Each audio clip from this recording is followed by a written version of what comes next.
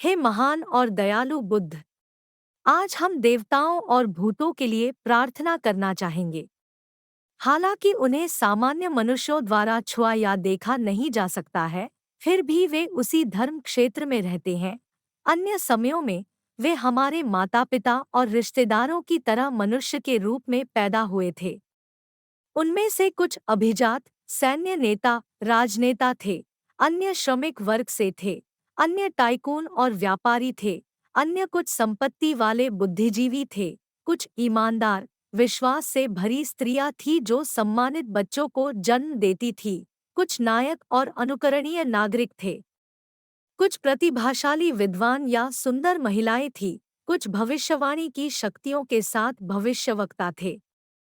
इससे कोई फर्क नहीं पड़ता कि उनके पास सौभाग्य और भाग्य था या यदि उनके पास नकारात्मक कर्म थे। अब देवताओं और भूतों की तरह उनके पास अभी भी खुशी, क्रोध, अपराध और खुशी की भावना है।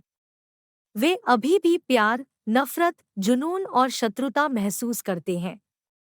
वे लालच, अविश्वास और ईर्ष्या से प्रभावित होते हैं और वे अभी भी अज्ञानता और भ्रम से ग्रस्त हैं। हालांकि भले ही उनके पास अलौकिक शक्तियां हों, फिर भी उन्हें शांति नहीं मिली। हालांकि उनके पास जबरदस्त ताकत है, फिर भी वे पूर्ण सत्य को नहीं समझते हैं। हे महान और दयालु बुद्ध, सभी प्राणियों में बुद्ध स्वभाव है। सभी प्राणी ज्ञान प्राप्त करने में सक्षम हैं। हम प्रार्थना करते हैं कि आप अपनी शक्ति से उनकी सहायता करें। त्रिरत्न में शरण लेने के लिए पिछले कर्मों पर पछतावा करना और भ्रम को आत्मज्ञान में बदलना, मानव या आकाशीय क्षेत्र में पुनर्जन्म लेना और आनंद और संतोष का अनुभव करना, धर्म का अध्ययन और खेती और मिथ्या और कपटपूर्ण विचारों को अस्वीकार करो, अपना दिमाग खोलने के लिए और अच्छे कारण और परिस्थितियां बनाने के लिए।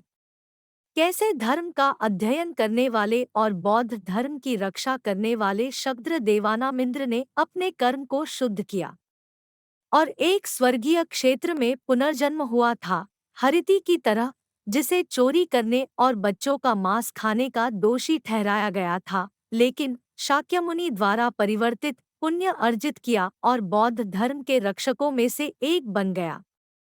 द्रुमकिमनाराराजा की तरह एक संगीतकार, जिन्होंने धर्म को फैलाने में मदद के लिए अपने संगीत का इस्तेमाल किया और कई लोगों से सम्मान और मान्यता प्राप्त की। पिसाका की तरह राक्षसों के नेता, जिन्होंने अपनी महाशक्तियों का उपयोग सभी प्राणियों की रक्षा करने और ज्ञान प्राप्त करने के लिए किया।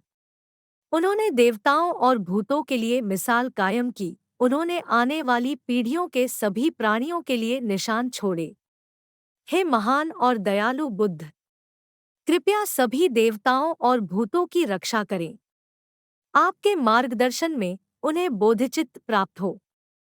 बोधिसत्व के मार्ग का अनुसरण करना, वे दयालु और आशावादी हों।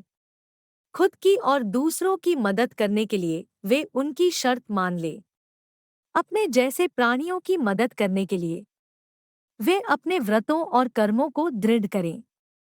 सभी प्राणियों को समृद्ध करने के लिए कि अगले जन्म में उन्हें निम्न लोकों की पीड़ा नहीं होगी। सभी पुण्यात्मा एक स्थान पर एकत्रित हों और हम सब पावन धरा पर पहुँचे। आपके दर्शकों के लिए धन्यवाद। चैनल को लाइक, शेयर और सब्सक्राइब करें। अगली तक